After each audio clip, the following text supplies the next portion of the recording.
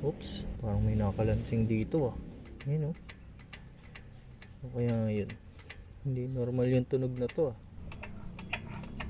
Naobserbahan ko yung tunog, parang hindi naman sa magneto nang gagaling. Parang dito sa may tensioner, yun oh.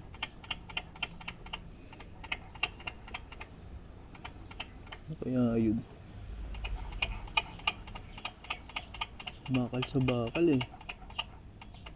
Pagpabalik wala, pero pagpo-forward, ayun oh.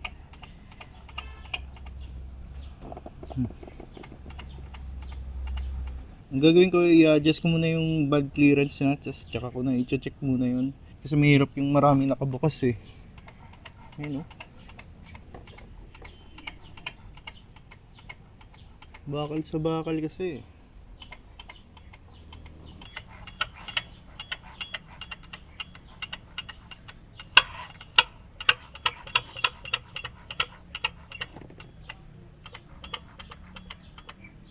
Mamaya sisilipin ko yung CVT niya rin niya. Unahin lang natin tong valve clearance adjustment. Hey, what's up guys? PJ Reminds here of GY6PH and welcome back to our channel. So may dinala sa aking MSI 125 para ipa-charge yung battery. Kaso pag charge ko, nakita ko pumalo agad ng 13 to 14 volts yung karga. So ibig sabihin hindi lobat yung battery. So tinanong ko yung trouble ng unit. Sabi ko, ano bang problema? Ang sabi, hard starting siya kapag nakakalayo na or mainit na yung makina. So sabi ko, baka hindi yan battery. Kasi kung sa cold start, dapat dun nga mas mahirap start yung engine kasi mas malakas yung kailangan na pwersa galing sa battery or kuryente. So sabi ko, try muna namin adjust yung valve clearance. Tinanong ko rin kung kailan siya huling nagpa-tune up, hindi na natatandaan ng may-ari. Madalas makikita sa ilalim ng upuan may sticker yung mga motor kung ano yung standard valve clearance adjustment niya. Sa unit na to, intake ay 0.06 to 0.10 mm. Then ito naman sa exhaust 0.23 hanggang 0.27 mm. So cold yun, tulad nito, malamig yung makina nito. So sisimulan ko na, baklasin. May screw dito yan sa engine shroud o engine guard. So kabilaan yan. Tapos isa dito sa may floorboard. Yan. After matanggal yung tatlong tornilyo, pwede mo nang hilain tong engine shroud or engine guard. So yan, magkakaroon na tayo ng access sa head. Uy, ayos to medyo malikabok, papagpagan ko muna.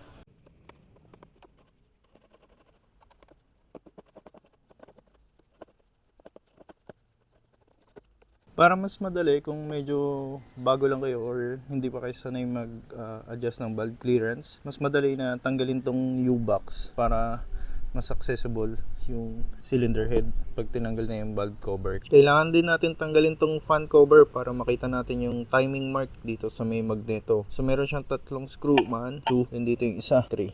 Yan.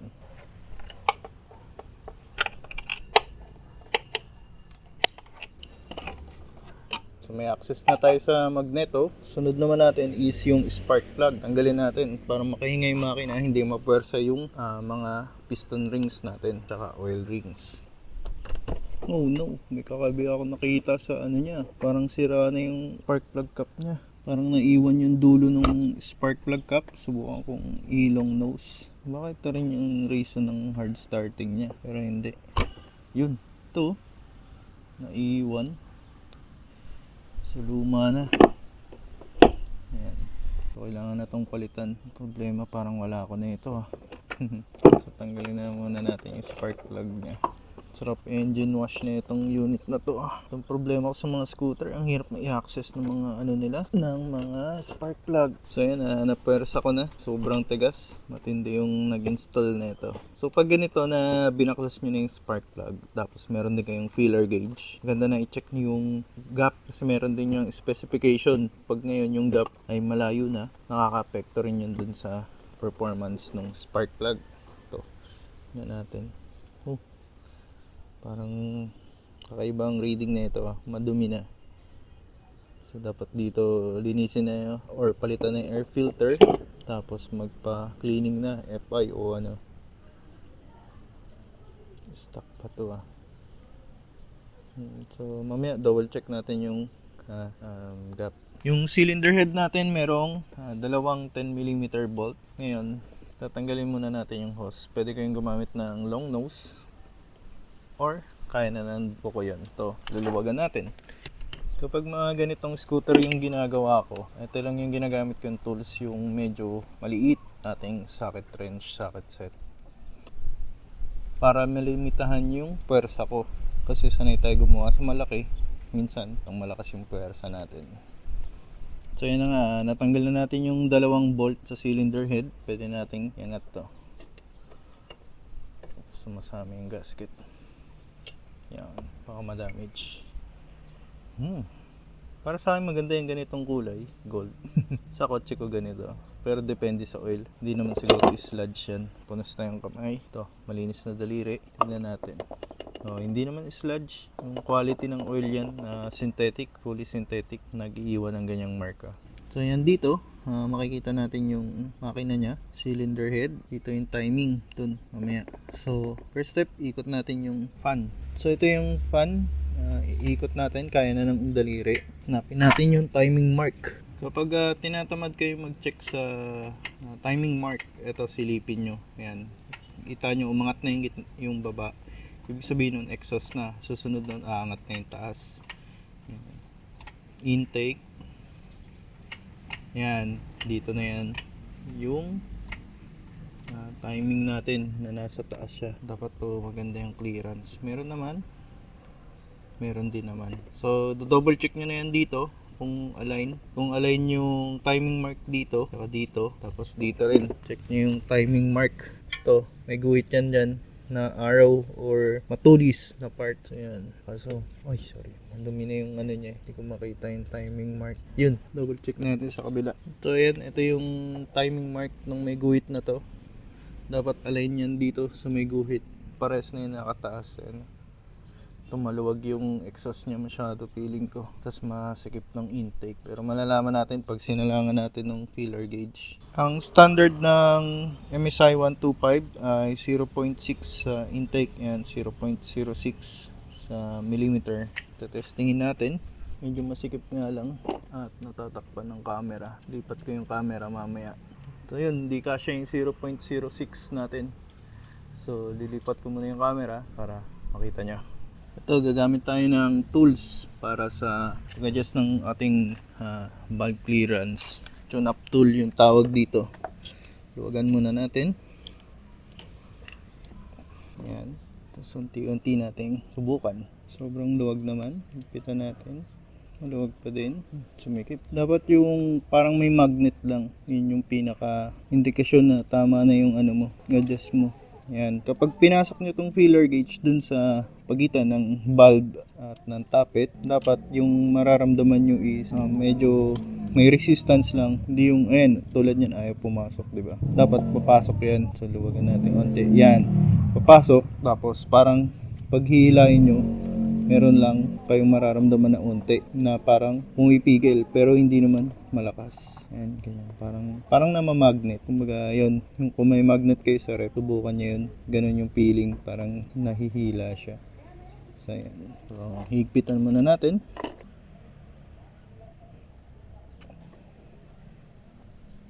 So, pansinin nyo, ito lang yung ginalaw ko. Itong side na to ay kinalso ko. Ibig sabihin nun, yung adjustment natin is kinukontra ko yung higpit para manatili sa pwesto yung tappet. Hindi naman kailangan sobrang higpit yan as long as may higpit na. Pero kung meron kayong torque wrench, maganda rin na meron para masukat nyo yung tamang higpit. So madalas, pag hinigpitan nyo na minsan, nag-a-adjust yung tappet, humihigpit lalo. Kaya kailangan yung ulitin. Ang tulad nyan, parang humigpit to. Ayan o, humigpit. So luluwagan ko muna. Tapos luluwagan to ng onte yung tappet. Ito yung medyo mahirap dito sa adjustment ng valve kasi micro adjustment siya. Unting galaw mo, higpit siya. Unting luwag mo, sobrang luwag niya na. Sobrang luwag niya naman, higpitan ko na ulit. Hindi na siya maluwag, hindi na rin masikip. So ito yung sinasabi ko sa inyo na advantage pag tinanggal tong U-box. Mas madali nyo ma-access tong valve clearance adjustment natin. Ayun o, ganda na yung ano niya, parang namamagnet na. Yan, higpitan natin to ulit. Yan, maganda na. Yun. Okay. So exhaust naman natin, 23 0.23 to 0.27. So malaki siya, ha? Ibig sabihin, masikip. Ayaw kumasya eh. Ang gagawin ko muna, papasok ko muna tong filler gauge natin. Tapos tsaka tayo mag-disikip. 0.15 tsaka 0.08. So 23 siya. So sakto. So yan, na mamagnet na.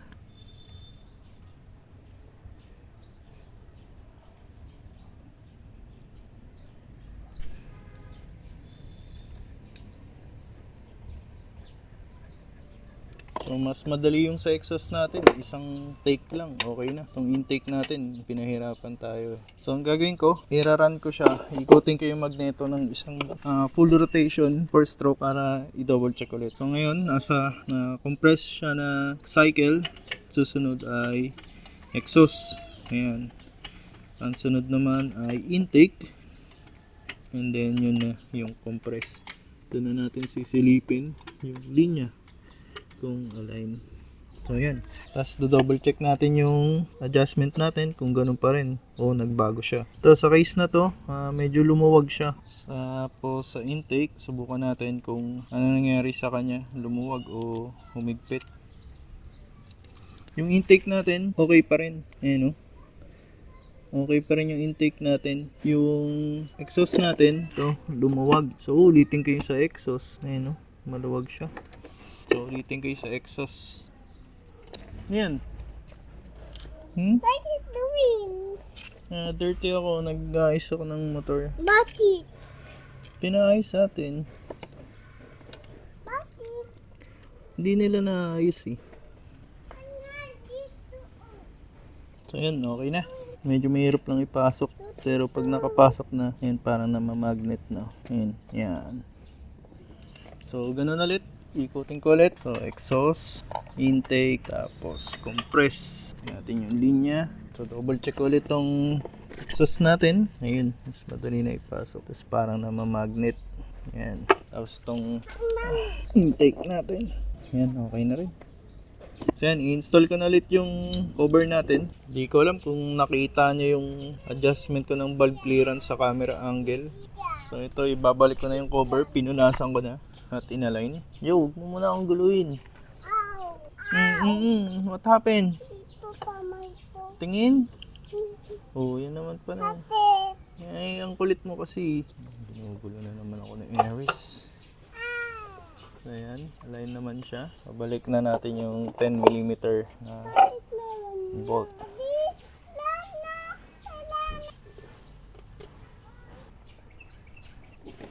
Yan. Sa pagigpit naman ng bolt na to, dapat tamang puwersa lang. So, balik natin yung hose. So, tapos na tayo dito. Babalik pa pala natin tong spark plug. So, ito yung spark plug. Lihain muna natin. Wala, lean mixture kasi talaga to. Lihain natin. Tapos, adjust natin yung clearance nya. Pero dapat to palitan na eh. So ito, na-check na natin yung spark plug gap.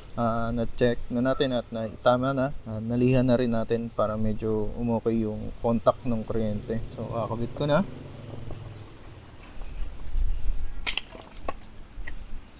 So ito na yung ginamit ko kasi medyo mahirap na pumuwersa dun sa dun sa tool. Sa pagtanggal pwede yun. Makakapuwersa ka pero dito mahirap na. Kapag higpit, hindi mo matatansya yung lakas mo. May higpit na yan. So ito, nakakuha ko ng pang GY6 na spark plug cap. Susubukan natin pansamantala kasi wala tayong stock ng ibang bagay. Meron tayong universal pero walang ganito. Alam ko mahalaga sa scooter tong mga to eh. So yan, tanggalin natin to. Parang ano na nga to, parang hindi na stock kasi parang may tape. No, to, mga tape. Parang iksi niya na masyado.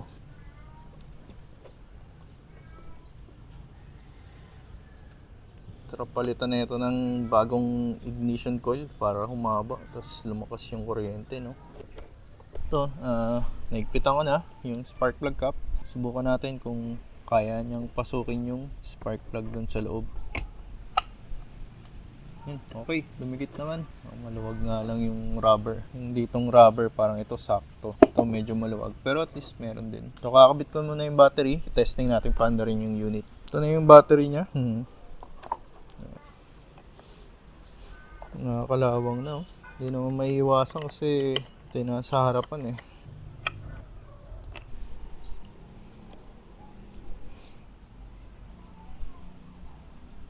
On yung susi. Testing natin.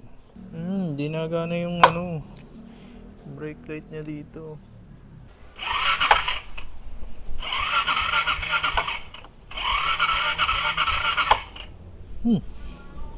Why is that? So ayaw niya mag-start. Parang mahina yung battery. Double check natin. Dapat pala dinouble check ko to kanina. Pero kahapon, nung chinarge ko to ay nasa 14 volts pagkatanggal ko. 12.5, halos 13. So dapat mag-i-start siya pero parang mahina yung ikot ng ng makina. Testingin na ulit natin. Mahina ang ikot. Testingin natin sa kickstart. So ito siguro yung hard starting na sinasabi nila. Mahina yung ikot eh. So ayan, dinam start ko muna siya doon sa kotse ko. Tapos nag-start siya. Medyo mabagal yung ikot niya. Tapos matagal din siya nag-start. Tapos nung pagka-start niya, nag-wild siya. So in-adjust ko muna yung idle screw niya. So siguro, in-adjust yun nung dating gumawa para tumaas. Hindi in-adjust yung valve clearance niya. Tapos yun, nakailang testing din ako. Patay sindi. Tapos ngayon, nag-i-start naman siya ng maayos. So nakapagtaka dito, wala yung ingay na narinig ko kanina. Ayun, nakabukas pa nga yung fan, no? Hindi ko pa binabalik pati itong engine shroud cover. So ayan, papatayin natin, tapos on, tapos i-start natin. Diba? One push start, one click start. Di ko muna i-check siguro yung panggilid. Ito lang naman yung trouble report sa atin sa ngayon. So obserbahan natin maya maya pagka uminit na kung anong mangyayari. Marami daw tong gas eh, full tank daw to eh. Yun nga, full tank na At least man push start siya ngayon. Tapos medyo mas tahimik yung makina. Ayaw nga lang gumana ng ko dito eh. Nung diagnostic tool ko eh. Para sana i-set up sa tamang RPM eh. Mamaya i-testing ko pag mainit. Okay naman yung charging ng unit. 14.15 no? 16. So ibig sabihin malakas siya sa idle. So isasarado ko na tong unahan niya habang pinapainit natin yung makina. Bye bye.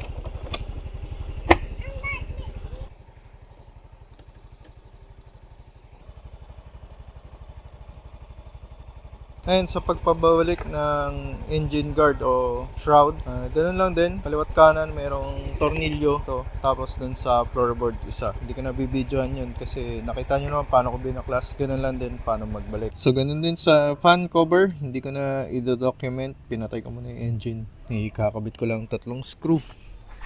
Yan. Alright, nabalik ko na yung mga dapat kong ibalik at na-install ko na yung mga dapat kong install na pinagbabaklas ko. So far, mga 30 minutes na siguro itong naka-idle. Okay naman yung starting niya pero napansin ko mahina yung ikot ng fan. Posible na yung starter motor niya ang mahina na kasi yung battery niya is malakas pa. So yan, testingin ulit natin. Patayin natin. Tapos on, tapos push start. Okay naman. 1 segundo o halos 1 segundong push start siguro. Hindi katulad pagbago pa talaga. Isang click mo lang na ganun, isang hagip mo lang, i-start na. So siya, kailangan ibabad mo kasi pag di mo siya binabad, ito yung mangyayari. Parang mahirapan siyang pa-startin. Yan, tingnan natin. Diba? Ganun. Ayun, kailangan patapusin mo muna siya. Hindi ko lang sa ulo kasi matagal na akong walang MSI 125 pero kasi sa mga ibang unit na na-testing ko, isang click lang na ganun, okay na siya. So hanggang dito na lang yung ating video. Papaobserbahan ko na lang sa may-ari. Salamat sa panonood at hanggang sa muli. Paalam!